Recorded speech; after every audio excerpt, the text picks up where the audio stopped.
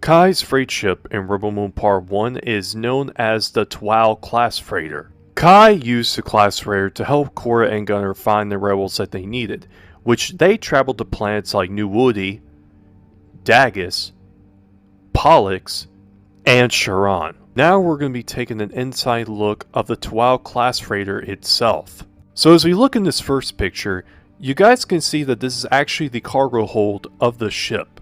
And as we take a look, you guys can see all the cargo that is loaded in the cargo hold. But if we look in the very middle of the cargo hold, you guys can see these two silver containers.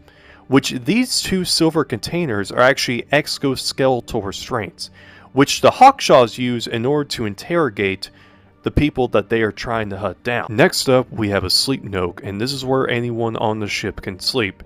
And at the very top, you guys can see there are two shelves that have enough room for anyone on the ship that needs to load in their supplies or ammunition for the weapons. And at the very bottom, we have this bed, which appears to be, could be a container. And on top of that container is a blanket and a pillow.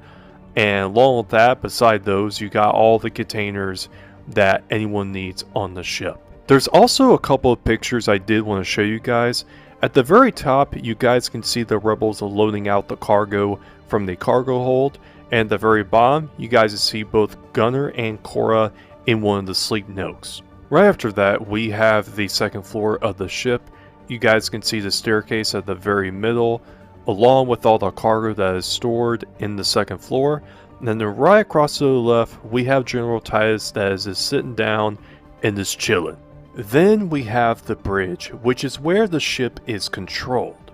As we take a look at the room, you guys can see that there are a few passenger seats, along with these windows that surround the room, so the pilot can see everything around the ship.